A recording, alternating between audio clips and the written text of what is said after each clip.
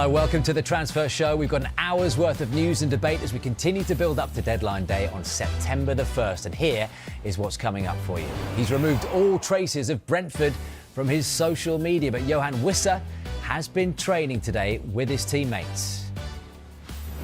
Leon Bailey's arrived in Italy to sign for Roma on a season-long loan.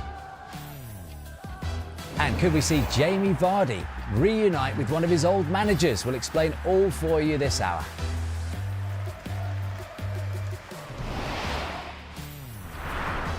James Savundra and Kave Solokol are with me between now and the Premier League show coming your way at 5 o'clock. And we start, guys, with the future of Eberechi Eze, which remains up in the air this afternoon with 13 days to go. Can you believe it? Until deadline day. We know that Tottenham Hotspur remain interested of course, with Mr. Eberechi Eze. It's been going on all summer. Carver, you've been across this. What is the latest as things stand right now today? Well, look, a deal hasn't been agreed yet, but I think the direction of travel is that Eberechi Eze is likely to become a Tottenham player.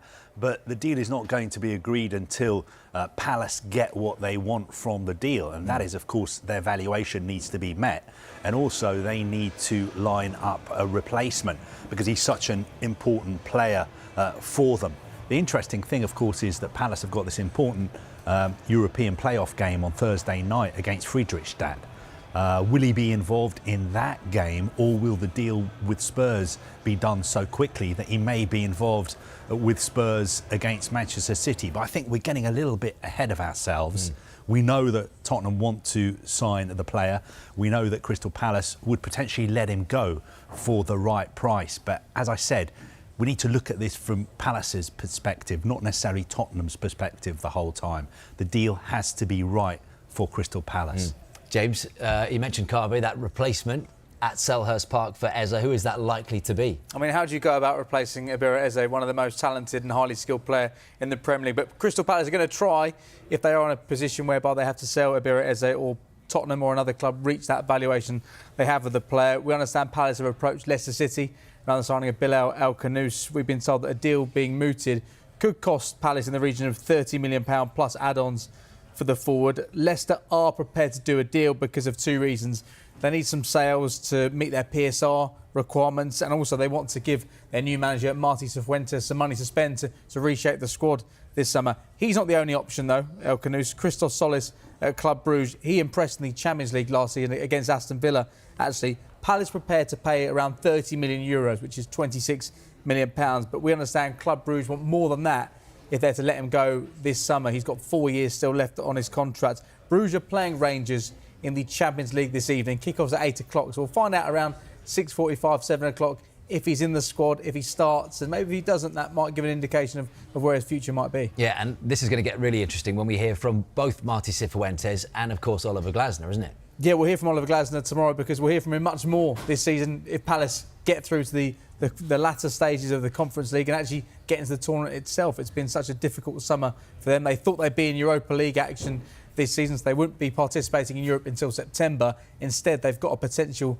tricky tie to get through against Friedrichstadt to ensure they can play in the Conference League this season. So he'll face the media around 1:30 tomorrow. Palace also in training around 11:30, so we'll see who's in line to feature in that game. Will Marc Guehi be there? Or Eberechi Eze be there? Well, they started on Saturday, kept a clean sheet against Chelsea. Eze scored, of course, that goal ruled out. And one thing that Glasner said after the match against Chelsea, he said to Crystal Palace fans, don't believe everything you read when it comes to Eberechi Eze. So we wait to see what his stance will be tomorrow. He'll also be asked about Matt Hobbs. It looks like he's going to come in as sporting director at Crystal Palace, a very similar role to the one he held at Wolves until the end of last season. We understand Palace are finalising a deal to bring him to the football club. They've been looking to sign a replacement since Dougie Freedman left in March. It's understood he had a number of different options, but he's really attracted by working with this side. He's so impressed with what he sees from Oliver Glasner, what he's done with that starting 11 in particular. There's a very exciting project at Crystal Palace right now. The academy looks great. They want to revamp the training pitch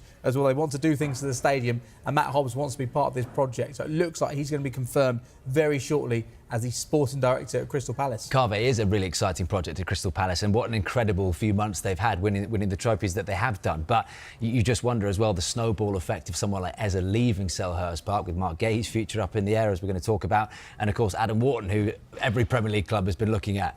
And Real Madrid as well, apparently. I was reading that apparently Real Madrid have sent scouts to watch Adam Wharton in every game that he plays. I mean, of course, he's a very, very impressive player, but I don't think he'll be leaving Crystal Palace anytime soon. The situation with Marc Guehi is a little bit more complicated, but the latest information we have is that he's preparing as normal to play for Crystal Palace in the European Cup, European game on Thursday night. Everybody knows that Liverpool are interested in signing him, but we were told that valuation is a real problem. He's got a year left on his contract. You would think, maybe looking from the outside in, that Palace would be prepared to let him go maybe on the cheap, but that is not the case. We were told that Palace are looking for a figure that starts with a 4. I think Liverpool don't want to go as high as that. So no real developments on talks between Liverpool and Crystal Palace this week about Marc Guehi. But Guehi in a strong position. And you look at his return to Stamford Bridge, where, of course, Chelsea sold him to Crystal Palace only a few years ago.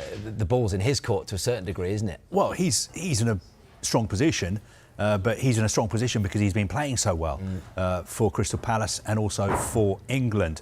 This is a big decision that he needs to take. I think ultimately he will be the one who makes the final decision, because he's always got the option of moving to Liverpool potentially next summer on a free transfer. He's got the option of moving to a big club in Europe because he'll be a free agent and he can speak to European clubs from January. So I think he's got a big decision to make. And also, don't rule out the fact that potentially he could sign a new contract at Crystal Palace. That is unlikely. I think he's been offered a new contract and he hasn't signed that new contract. But we've seen stranger things happen before during the transfer window. Yeah, and just like Eze, James, I imagine Crystal Palace will be looking at replacement should Marc Guehi be moving on before September the 1st. Yeah, and they'd have had a list of players for the last few months, because there was always a possibility that Marc Guehi would depart this summer because he's entering the final year of his contract, and because Steve Parish told us last weekend after the Community Shield that it's a problem for a player of that calibre to leave the club for free. So I do think that Crystal Palace would reluctantly let Marc Guehi go if they get the right money for him this summer. Let's bear in mind, last summer they were looking for around £70 million.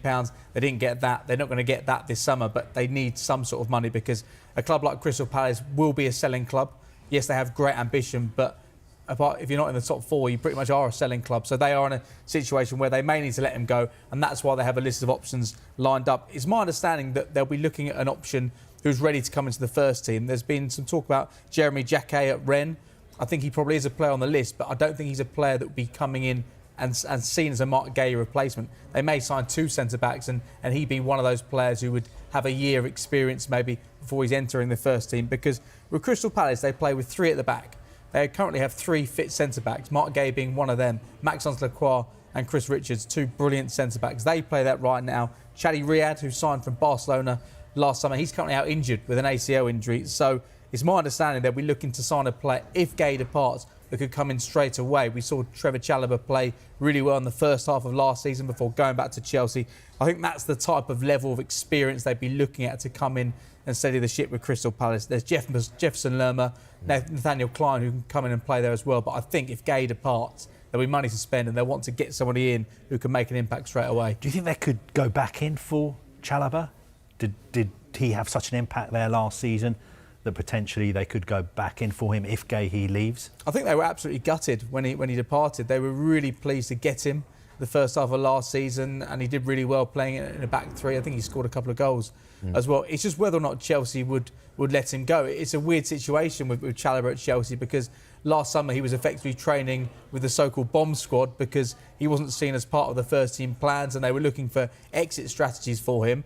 But they brought him back because of a shortage at centre-back, and actually he performed really well in the back end of last season. He started the season as well. He started against Crystal Palace at the weekend. Obviously, Levi Colwell's out right now. We know that Enzo Maresca would like to sign another centre-back to play the type of role that Colwell can play. What I'm saying is Guehi all the way back to Stamford Bridge here as well. This is about well, maybe plot they have an twist. option to bring him back as well. But I think that would definitely be something that would interest Crystal Palace, because I think, yes, they like signing players quite young and developing them, as they did with Marc Guehi, who is now the finished article. But I think they'd be looking at somebody that would come in and make an impact, because it's a big season for Crystal Palace. They're in 4 competitions this year, and Oliver Glasner is demanding that they have a squad which is ready to compete in all 4 competitions. Yeah, elsewhere at Palace, interested in a striker from a fellow Premier League club as well. Yeah, Wang Hee-chan at Wolves. This isn't seen as somebody who could directly replace Eberechi Eze. I think they're looking at options in the striker positions. They've got Odsonne Edouard, who was on the bench at the week, and I don't think he has much of a future at the football club. Eddie Nketiah currently out injured. Things haven't worked out so far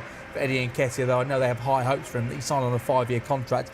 So at the moment, there's not much competition for Jean-Philippe Mateta. I think Wang sees himself as a number 9. That's how Crystal Palace would view him as well. I think he's fallen down the pecking order a bit at Wolves. Jorgen Strand Larsen has been incredible since signing for Wolves. He's not getting many minutes right now. Last season only started 5 Premier League games. He got 8 minutes off the bench against Manchester City. So I'm not sure he has a huge future there at Wolves, but he's a player who can play in a number of different positions, though he would be seen, if he does come into Crystal Palace, as competition for the strike positions. Yeah, certainly going to be a busy time at Stamford, at Selhurst Park, isn't it? Let's leave Palace for now, gents, and talk about Johan Whistler, Carve, whose future remains at a standstill, I think it's fair to say, with the Brentford forward seeking a move away. We brought you the news yesterday that he removed all of his Brentford acknowledgements on social media. But some surprise developments today for Visser? Well, he's training.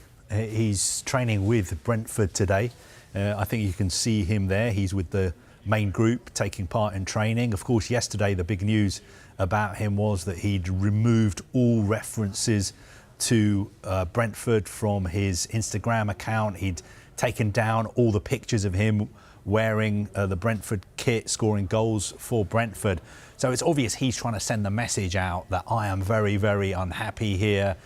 Get me out of here, please. I want to go to Newcastle. But the problem is, at the end of the day, it doesn't really matter how he feels. What really matters is the fact that he's got a contract with Brentford, and Brentford feel that Newcastle United have not offered enough for him. And unless that situation changes, then Johan Whistler is going to remain at Brentford. And I think Newcastle know what they need to do if they want to sign him. There's been a lot of changes at Brentford this summer. The manager leaving, the captain leaving, Brian Mbeumo leaving. You can understand perhaps why the player feels the way that he does, but he can be annoyed and as unhappy as he wants to be. If the window closes and he's still a Brentford player, he's just going to have to get on and play for Brentford. But can those Brentford fans be a little bit more optimistic? The fact that he has been training today ahead of this game against Aston Villa in the Premier League, he's still a Brentford player now. And we heard Keith Andrews say before he's got a great relationship with him, but he took him out of the fold because he didn't want that awkward situation with the other teammates. And of course, he wants 11 players on that pitch who are fully focused. But training today is the right step. Definitely, because unless Newcastle come back in for him and increase their offer and put an offer on the table that is closer to Brentford's valuation, then he doesn't really have that many options unless somebody else comes in for him as well. Right, the saga, of course, involving Alexander Isak's future continues to rumble on with no sign of any resolution anytime soon. James, we were hoping, weren't we, to get a glimpse of Isak tonight, but no joy.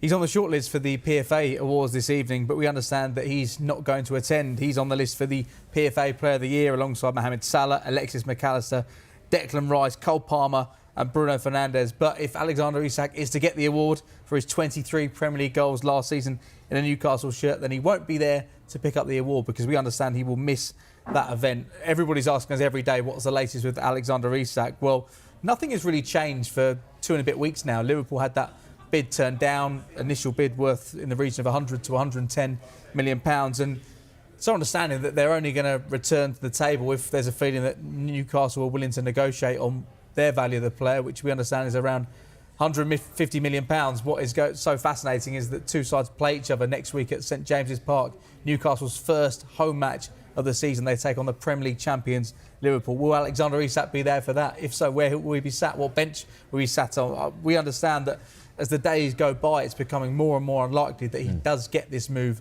to Liverpool, because Newcastle are in a position whereby right now they only have one fit, recognised striker, and that's William Asula, who's got one Premier League goal, because Callum Wilson has gone out. Alexander Isak's currently training on his own. Newcastle are really struggling to find a replacement for Alexander Isak. They tried to sign Benjamin Sesko. He's gone to Manchester United. Hugo Ekitike has gone to Liverpool. So if they don't feel they can get a replacement who is near the level or can replicate what Alexander Isak has done in a Newcastle shirt, then it seems unlikely they're going to let him go unless Liverpool come in with something close to £150 million. Well, that's the key point, Carver, isn't it? And as much as the Newcastle owners, the Saudi Arabian owners, will want to save face and keep their pride, now, this is a player that if they do tempt them with 140, 145, it is closer to September the 1st, they won't want to hear these three letters, but PSR, that could be a game changer for Newcastle. Yeah, I mean, I find it surprising if Liverpool did go that high. I don't think we're in an era where, OK, Liverpool are spending, 115 million pounds on a player. They've recruited, 230 million, haven't they, this summer? but could I see Liverpool really paying 150 million pounds for Isak? I'm not sure they would go that high for him. The interesting thing about him is, what is he achieving by not playing for Newcastle United? James just said, they have so few options up front. Yeah, he's one of the best strikers in the world. Why not just play for Newcastle? And behind closed doors, keep making it clear that you want to leave the club. Not playing for your club when you're contracted to them just doesn't make sense. There's two ways of dealing with things, Will, and you look at the way Johan Whistler has behaved at times this summer. Look what Alexander Isak has done, and then you compare that to Eberechi Eze and Marc Guehi at Crystal Palace, and it's my understanding. By the way, those all two three players who've led them to trophies and have will be part of exactly cult teams and there's squads players that feel a sense of affinity to those sides. I mean, Johan Whistler got his first opportunity in the Premier League through Brentford, had a huge amount of success last season. Alexander Isak wouldn't be the player he is without Eddie Howe and Newcastle, whereas you've got two players in the form of Eberechi Eze and Marc Guehi who decided to start for Crystal Palace on Sunday, despite all the intense speculation around their future. Guehi kept a clean sheet, Eze should have scored a goal, and it's my understanding with those two players as well, they will continue to be as professional as they would be in any other transfer window, regardless of their future, regardless of the situation. You won't see them training on their own. As long as they're Crystal Palace players, they'll act as ambassadors for Crystal Palace and continue to give their utmost for the club. Yeah, well, look, speaking on Sky Sports Fan Club earlier today, Jamie O'Hara said that he has sympathy for Alexander Isak. I understand it doesn't look great for a player, who's kicking up a fuss and he wants to get out. There's been promises made, right? One to Wissa about, being able to move on, and, to Isak, whether that was a gentleman's agreement, a handshake, whatever it is. They've gone back on that, and now they're trying to hold their players to ransom. What I would say is, there's always going to be Newcastle, right? They're going to be around forever. Brentford are going to be around forever. As a player, you get one chance in a career. You get one career. You've got to try and get the max out of it as you can. If there's an opportunity for you to go and better yourself and go and play for Liverpool or, Whistler's at Brentford, he goes to a massive club like Newcastle, you're crying at that opportunity to say, give me that opportunity, I want to go. And when a club's, holding you to ransom and saying they want 150 million or, they want 60 million pound for Whistler, come on, guys, let's be realistic. Because when the club wants to get rid of you, Tom, and I've had this, and every player knows this, every single player goes through this. When the club want you out and you've got time left in your contract, they want to push you out the door. They want to shove you out the door and say, go on, move on, thanks for coming, we're off now, we don't want you. Oh, fans, he's got to leave, he should be gone. Right, but when you want to leave and when you want to better yourself and have a chance of going to a massive football club, when you've got one career and it don't last long at the top, you're not allowed to do that. There's no loyalty in football anymore. Right, it looks like there's going to be plenty of movement at Chelsea before the transfer window shuts. We'll have news on potential incomings and outgoings at Stamford Bridge. See you in a few minutes.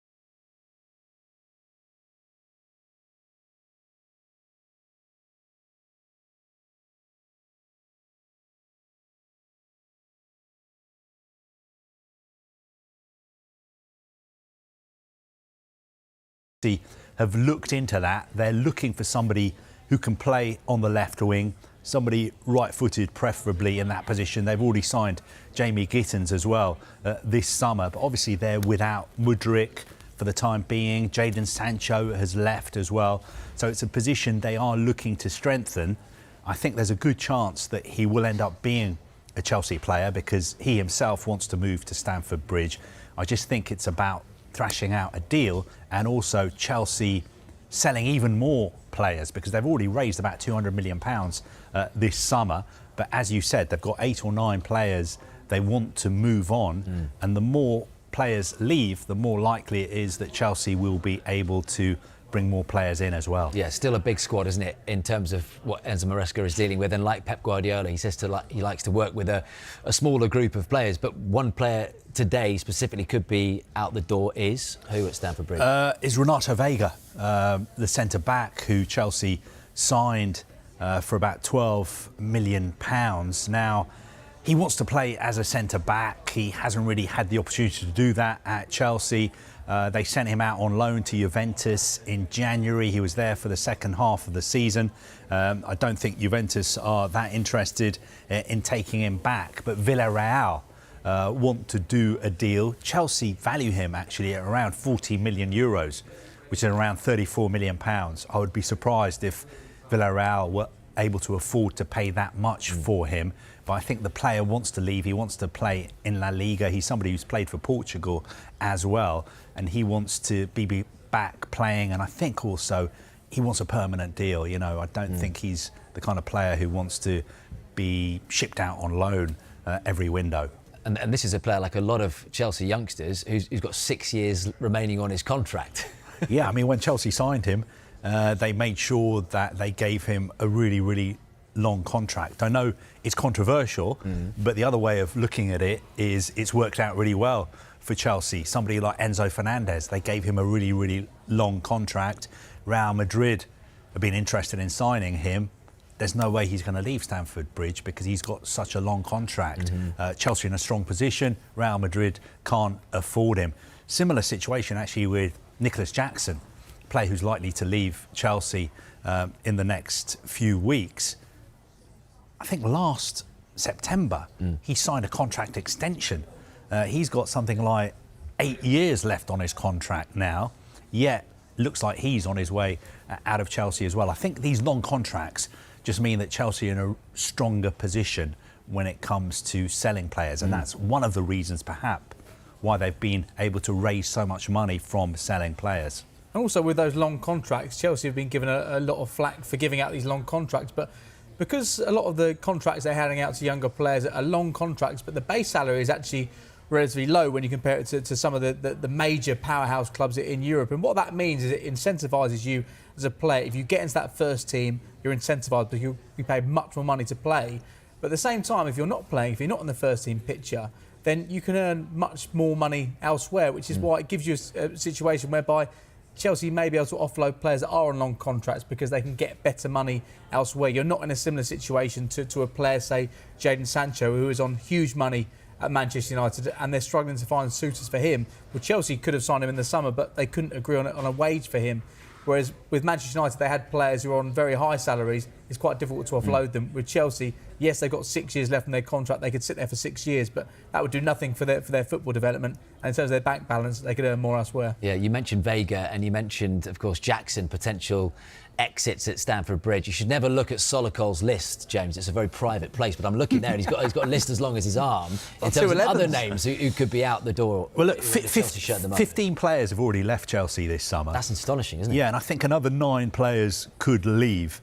The biggest earner, I think, is Raheem Sterling. He's, I think, one of the biggest earners at the club. I think he was the first player Chelsea signed when Todd Boehly was the sort of acting sporting director after the takeover. Obviously, he was out on loan at Arsenal. I think it's very, very likely that he's going to move out of the club over the next few days, maybe on loan. The other really interesting one is Christopher Nkunku, because I thought he played really well for Chelsea in the Club World Cup this summer. He's back fit. He looks really, really sharp. I think he wants to go to Bayern Munich. He's got a very, very good agent, a super agent, I think we should call him, Pinny Zahavi. and Mr. Zahavi is trying to sort out a deal between Chelsea and Bayern Munich.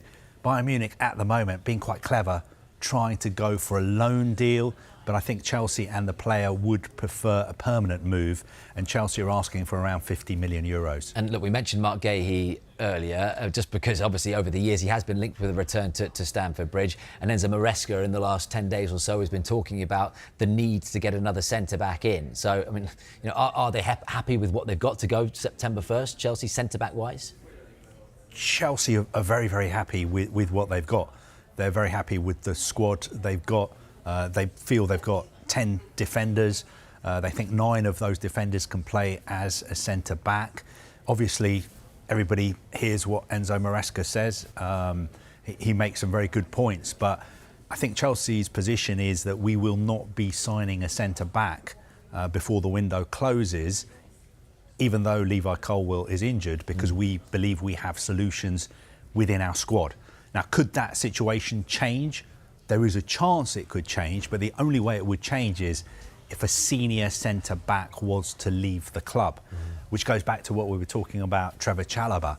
Perhaps if Marc Guehi was to leave Crystal Palace, would Crystal Palace go back in for Trevor Chalobah? And Trevor Chalobah leaving Chelsea, would that mean that they could go in and sign another centre-back? I still think even then, Chelsea's thinking would be that there is nobody really available out there who is of the required standard in this market at this moment in time. 2 players that are available in the position behind the centre-back, the goalkeeper, Donnarumma, of course, at PSG, surplus to requirements there. We don't know what's going to happen with Manchester United, Manchester City's interest as well. And, of course, Diogo Costa, who Galatasaray are believing to make a bid of around £17 million if they don't go for Ederson. Are Chelsea going to target a new goalkeeper this window? I know there's a lot of Chelsea fans watching who will say yes, please. I mean, they'll say that, but I think the situation's changed a little bit. They were obviously interested in signing the goalkeeper from AC Milan before the Club World Cup. When he became available, they weren't able to do a deal. But Robert Sanchez had a really, really good Club World Cup. He got the award for the best goalkeeper at the tournament I think he got the award from President Donald Trump at the end of that. He did a great job in the final, didn't he? A couple of really important saves. He played really well throughout the whole tournament.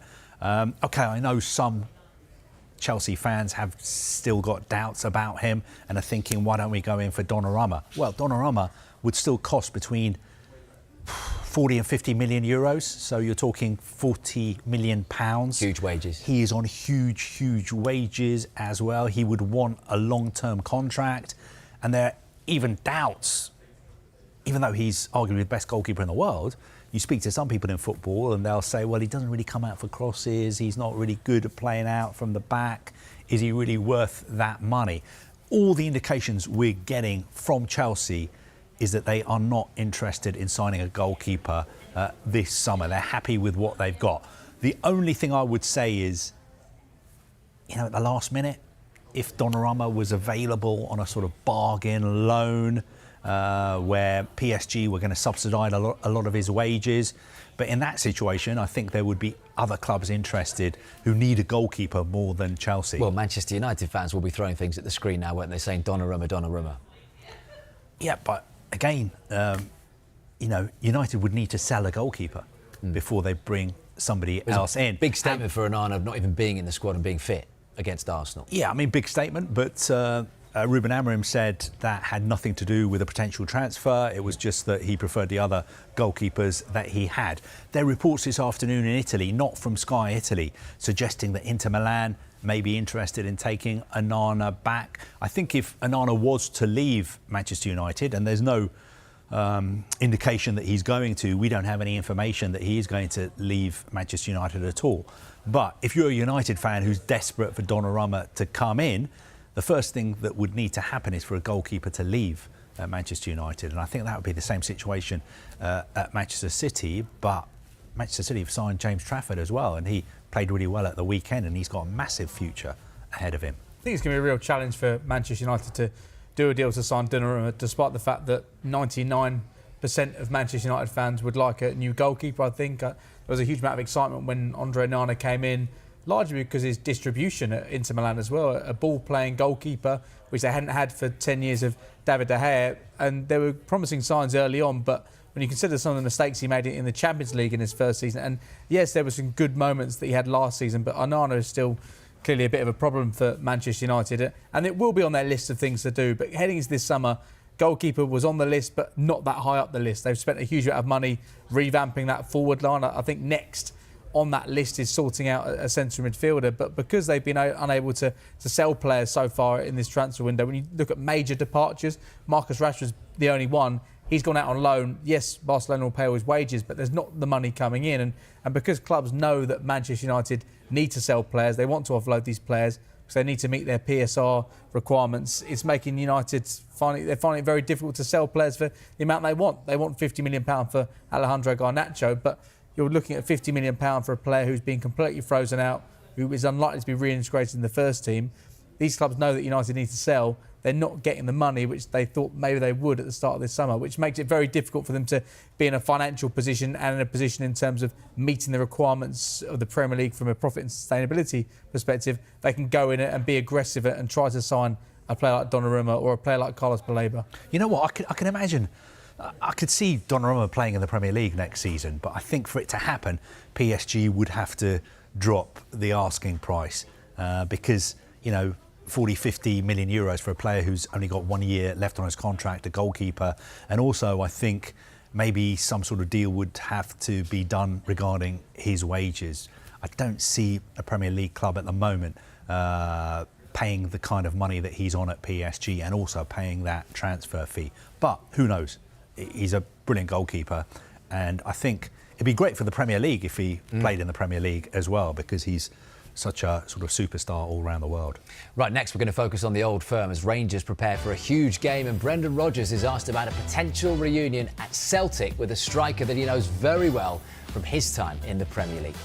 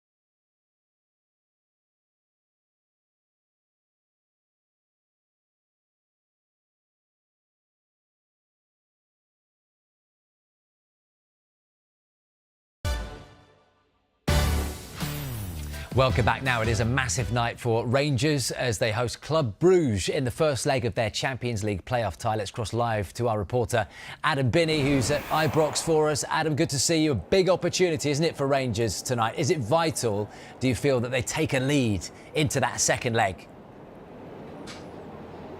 Yeah, really important that Rangers really make the most of having home advantage in this first leg. Now, I know it's a bit of a cliche saying that stadiums can be fortresses and that supporters can be the 12th man, but on European nights at Ibrox, the crowd really can make a difference. All you need to do is look at some of the big clubs that came here last year and couldn't manage to find a way to get a victory. You know, you had Tottenham Hotspur, who went on to win the Europa League, Steaua Bucharest, Athletic Club Bilbao, and of course Union Saint-Gilloise, who actually finished above tonight's opponents, Club Brugge, in the Belgian Pro League. So big teams have come here in the past and struggled. They feel intimidated by the Ibrox atmosphere, and Rangers really need to try and feed off of that energy tonight if they're to try and take that lead into Belgium. The reason why that might be so important is because Rangers have really struggled in the away legs in Champions League qualifying so far. Been really impressive here at Ibrox in the second and third qualifying rounds against Panathinaikos and Victoria Pilsen, taking 2 and 3 goal leads respectively into the second legs of those. But Rangers scraped by in the second legs, really seeming to struggle away from home both domestically and in Europe this season. So as you mentioned, could be vitally important with a big game next week in Belgium that Rangers take a lead over for that one.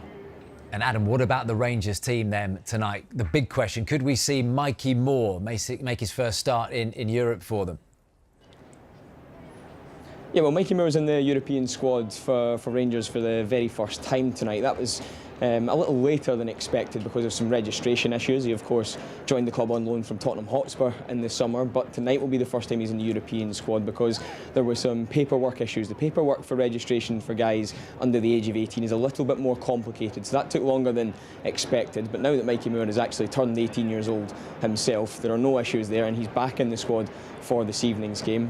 He made his competitive debut for the club against Al Athletic at the weekend, and he looked really sharp, so he could be one that's thrown straight into this one, thrown in at the deep end, if you like, on a big European night at Ibrox. But we know he's used to playing on this big stage. He played really well for Tottenham Hotspur in the Europa League last campaign, of course, as I mentioned earlier. They went on to win the competition, and Mikey Moore played his part in that, playing 5 times across that competition. But I think I'd be quite surprised to see him start in his favoured position on the left-hand side of midfield, or a left winger, if you like, tonight. Jerry Gassama has that spot, has that shirt for Rangers, and he's been so influential in their Champions League campaign so far. 4 goals in 4 games across the 2 previous qualifying rounds, so we'd be really surprised if Mikey Moore were to knock him out of the team. Now, he's not the only new addition to the European squad tonight. Tello Asgard, who joined in the summer from Luton Town, has been out with an injury. He's back in and now takes place in the European squad for the first time, as does brand new signing, who was just signed 2 days ago, Jadon Meghoma. He was registered yesterday just in time for the deadline. The left back, 19-year-old on loan from Brentford, could make his Rangers debut tonight, having only just trained with his teammates once. So yeah, it'll be really interesting to see whether or not Russell Martin trusts any of the 3 guys who could be making their European debuts tonight. Thank you very much. Jamie Vardy, meanwhile, is a free agent and still looking for a new club following his departure from Leicester at the end of last season. But could we see a reunion between him and Brendan Rodgers at Celtic? Well, Celtic have been linked with the move for Vardy this summer as they build up to a huge night in the Champions League tomorrow. Listen, I would not speak about any individual player. Of course, I worked really well with Jamie. He was brilliant for me in my time at Leicester. So. But no, there's been so many names floated about, so but I wouldn't disclose either way. Brendan, you were hoping to strengthen the squad before tomorrow's game. Is that now possible? Is that, or are you going to have to go with the guys that you've got in the building just now? Well, that's what I'm feeling at this moment in time. Yeah, so the players that we have will be the players that I trust that can do the job, and if we can get some players in before then that would be amazing. Do you feel the group that you have just now is Champions League ready, regardless of what happens in the next couple of weeks? Champions League ready as in for these 2 games? For the league phase? Well, I think firstly we want to qualify, of course, and if it's with this group of players, I'm confident that we can do that. Going forward, listen, it's clear we would have to improve the squad. And join us for the Premier League show from 5 p.m, where we will be joined by former Leicester and Celtic boss Martin O'Neill in the studio. Ederson has played a key role in Manchester City's success under Pep Guardiola, but will he be on his way this summer? We'll have an update on his future, and there's news of another potential departure at City.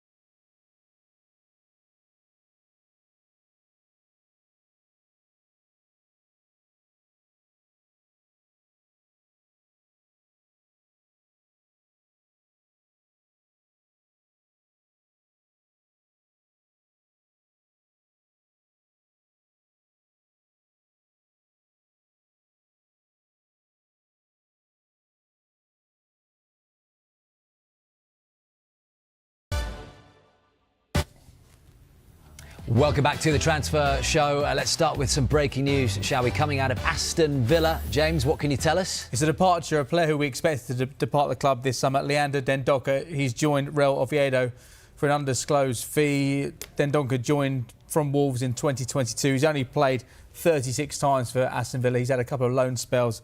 And the club have wished him the best in the next chapter of his professional career. So Dendoncker out. We know Jacob Ramsey departed on Sunday. In terms of another impending departure, Leon Bailey, he's arrived in Rome. He's set to sign for Roma on what is an initial season-long loan pending a medical. It's a season-long loan, but there will be an option to buy the player. So the loan fee, £1.7 million. And the agreement also contains the option to buy him next summer for around £19 million. So Ramsey, Dendoncker and Bailey out, and that Ramsey deal in particular, which could rise to around £43 million, really does help Aston Villa out when it comes to staying within the rules, when it comes to profit and sustainability, but also the UEFA rules. They were fined by UEFA earlier on this summer. They need to ensure they come out of this summer transfer window by making a profit, which they're hoping they will be able to do so, having made that key sale of Jacob Ramsey. Yeah, which did not go down well, did it, with the Aston Villa fans, James? A lot of them anyway, and I'm reluctant to say that the letters PSR on the show, but it's so important to the strategy of clubs' summers and over the next 2 weeks or so up until the 1st of September. But there'll be Villa fans watching thinking, well, hold on, are we going to spend any of this before the 1st?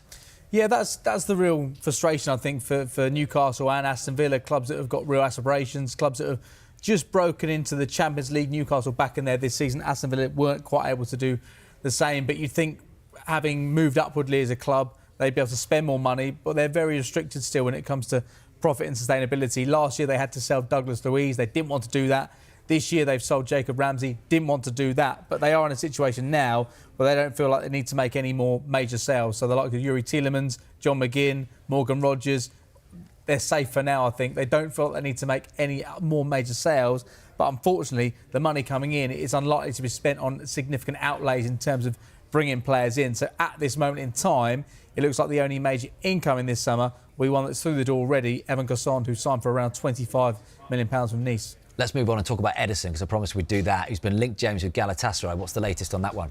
Well, Galatasaray look like they may have moved on to another option, another top option, the Porto goalkeeper Diogo Costa. And if they do get Diogo Costa, that could have real implications and real, I guess, effects on what happens to Ederson at Manchester City. We know he's got 1 year left in his contract. There really is uncertainty there right now. We understand in terms of the bid that Galatasaray have lodged with Porto for Diogo Costa, around £17.3 million. And Costa has been linked with a number of different Premier League clubs as well. He's a top goalkeeper. We understand that our colleagues at Sky in Germany say that the priority for Galatasaray is still to sign Ederson. But the deal with Manchester City isn't there right now. We know a bid has gone in for around £10 million. So it looks like Costa is the top alternative target, and that offer has now been submitted. It's interesting to see what Pep Guardiola had to say. The indication is that he's still the number one at City, but he missed the game at the weekend due to illness. He had a stomach issue. We get to see if they rectify that issue in time for him to play this weekend, and whether or not James Trafford is actually the number one, or Ederson is the number two, or the number one, or he's allowed to move on this summer. Yeah, look, a busy window of ins and outs for Manchester City. That looks set to continue, Carve, doesn't it, as well? We've had developments on the future of a really exciting... You talk about Garnacho being an exciting young Argentinian. What about Claudio Echeverri, who Tim Vickery said is astonished that they're letting go on loan? Yeah, he's a brilliant player. He's moving on loan to Bayer Leverkusen, where he will be working under the former Manchester United manager, Erik ten Hag. It is a loan. I still think this player has got a big future at Manchester City. A couple of months ago, I was in the US, watched him play and score a brilliant free kick for City against Al Ain. And after that game, Pep Guardiola was talking about what a great player he was, how he always stays behind after training to practice his free kicks. And Pep Guardiola was very, very excited about how good he could be.